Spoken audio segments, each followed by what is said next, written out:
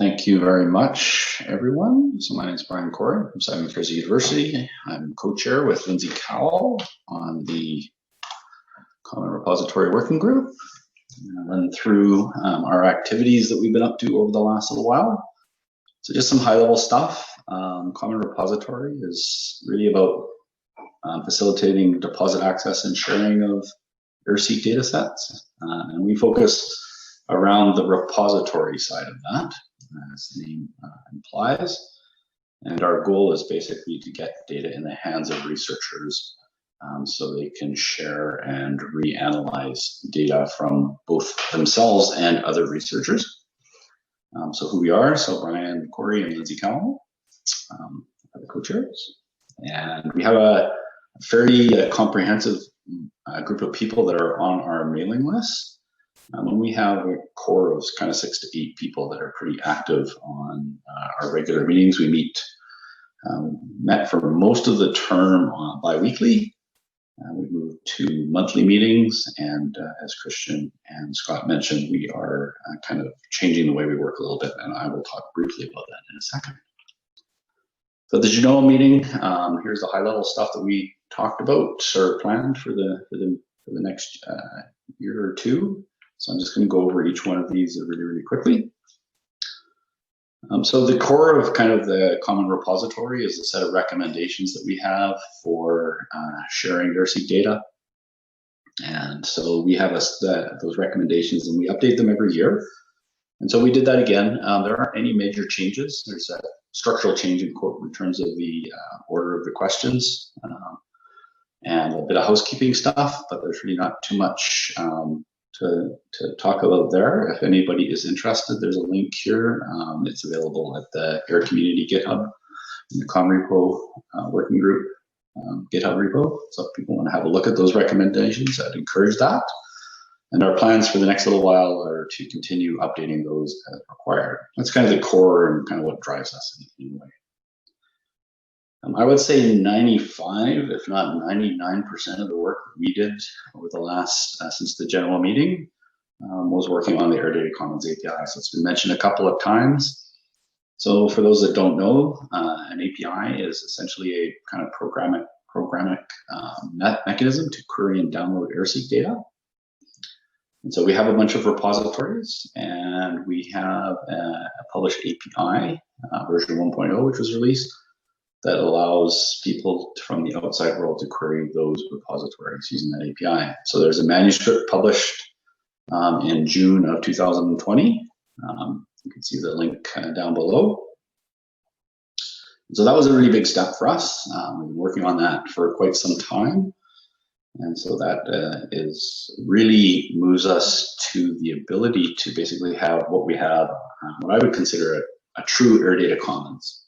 And by a true Air Data Commons, I mean that essentially before the ADC API was published, we basically were using a kind of a non-AIR compliant API for querying these repositories. So with the ADC API, the full software stack is essentially AIR compliant.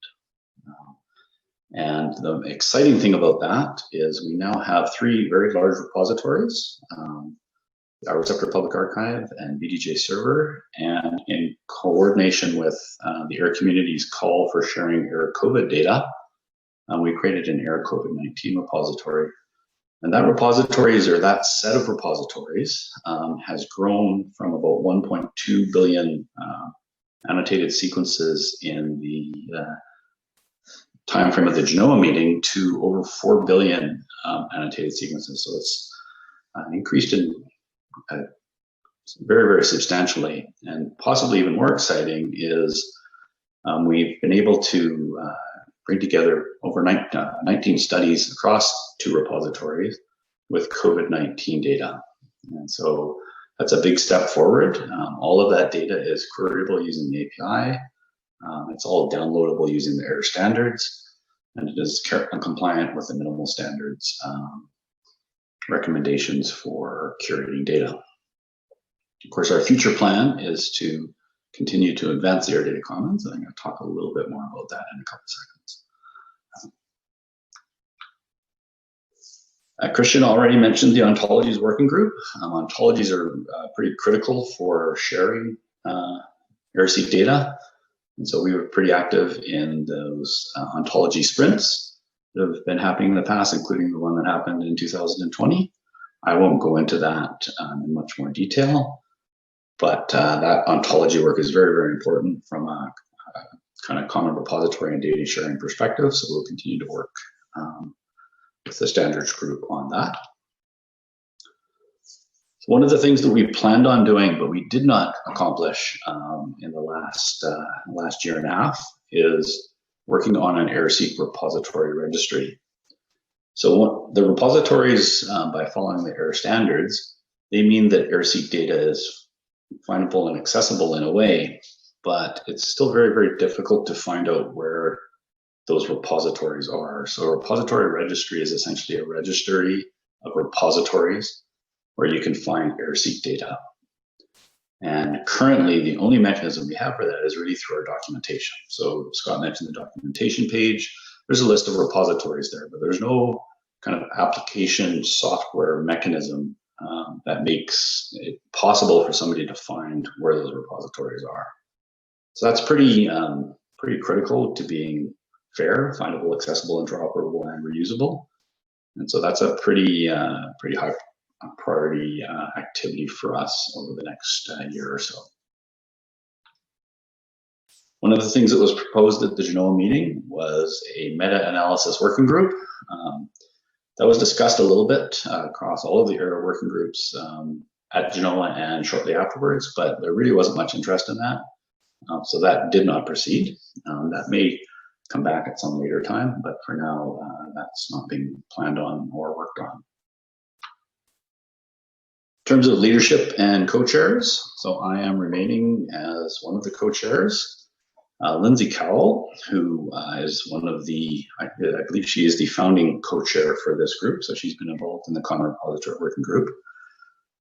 She's going on to bigger and better things. She is the new AIRR-exec chair.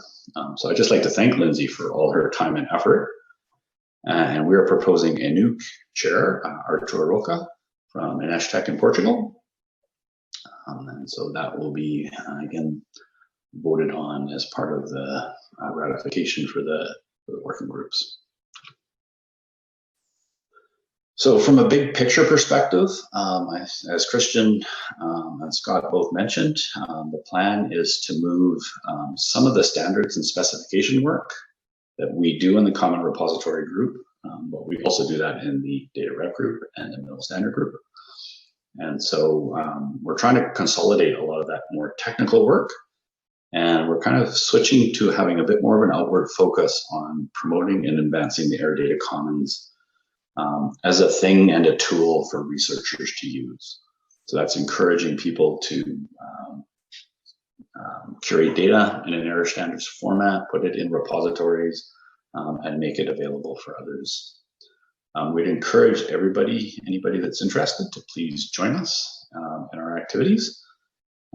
There's always an interest in having more people, and we'd like to get insight from as wide an audience as possible.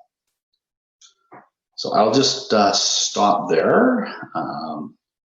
This is basically a summary of what I was talking about, and open the floor for any questions. So there's one question in the Q&A by Justin Barton. I don't know if you're able to see that, Brian.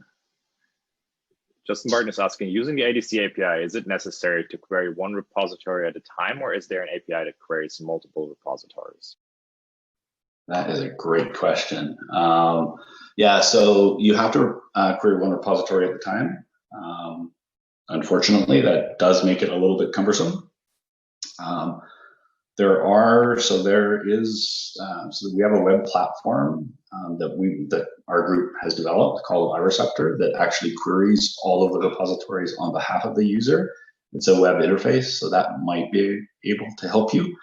If you want to do complex queries, you have to query more than one repository at a time through some software library.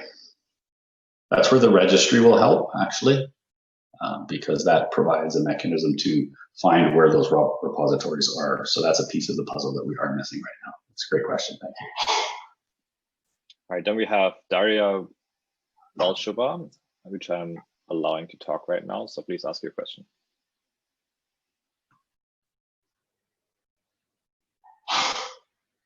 Sorry, maybe it's a mistake. Okay, no problem. Then we have another question from Jamie Scott. Yeah, hi everybody. Can you hear me okay? Yep. Hi, Jamie. Oh, great. Okay, hi. Yeah, so Brian, that's pretty cool about promulgating the standards and all. So I would also, I noticed you listed journals. There are also maybe some societies that, that you might be able to work with who could help you as well. And one of them I'm thinking of that I've been working with a bit is the IUIS. So I just wanted to put that in your brain in case my senioritis kicks in and I forget to talk to you about that. It might be useful because Christian and I and Bjorn Peters and Felix have started a subcommittee for them on big data. Okay, yeah, that'd be great. Yeah, one of the things we kind of talked about a little bit within the Common Repository is working with kind of the communications group to kind of coordinate efforts on reaching out to the different communities. So that's great. Thanks. Great. Thank you. So we have a couple extra minutes. I did want to ask one question of you also, Brian. That was a great talk, by the way, which is that, okay, suppose you have a database and you want to put it into the AIR Data Commons. What would be the procedure for doing that? How would you recommend that people work with the working group to get that to happen? Yeah, so there's a couple of possibilities. If you have data, VDJ server allows you to upload data and publish it into the AIR Data Commons. So that's one mechanism. Mm-hmm. If you have data and you don't have a repository software stack of your own that you've invested in already, we have what we call a iReceptor turnkey repository. It's basically a software stack you can download, install on your own server, and manage your own data. And it will allow you to publish and share it into the AIR Data Commons. And then the third option, which is a lot more work on the researcher's part, but if you've invested a lot into a repository yourself already, then you would need to implement the query AIR Data Commons API against that repository. So that's a fair bit of development work, and that is by far the hardest and largest amount of effort. Right, but I think that might be the one that some of the other existing repositories would want to go for, right? So it might be helpful to have more details on that, so that some of the groups with larger repositories, and I'm asking selfishly for my own education also, so for instance, ImmuneDB, but also maybe some of the commercial partners would be interested in learning more about that. So is there a way to kind of create some kind of a checklist or something that people can view, see how heavy a lift that is? Yeah, we actually have a reference implementation.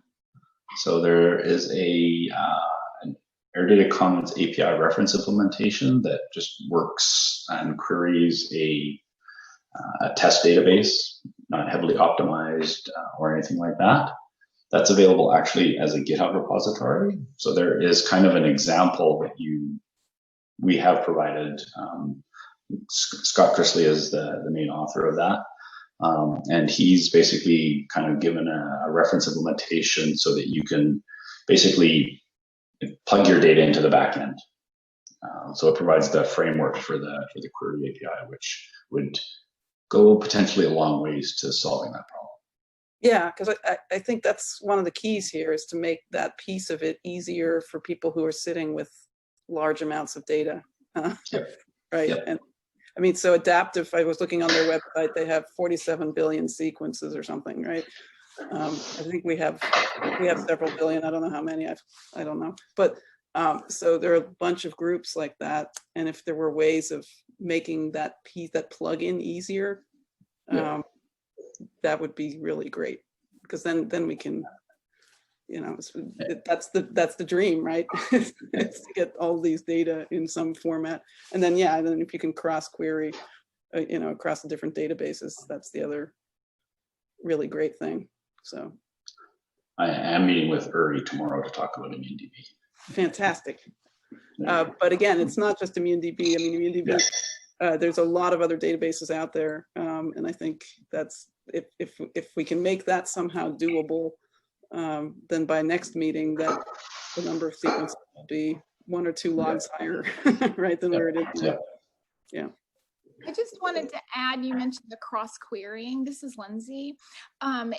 It may have been clear in Brian's presentation, but just to reiterate in case it wasn't, the issue of being able to query all the AIR Data Commons repositories at one time, he mentioned that's partially solved, but partially still a missing puzzle piece. But it will be, I think, generally solved this coming year.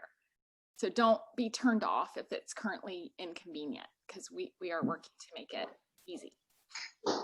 Fantastic. That's it. That's great, Lindsay. All right, so I think we're still running about 2 minutes ahead of schedule at this point. Are there any other questions from the audience or from the other panelists? Just want to give people enough time to think. Okay.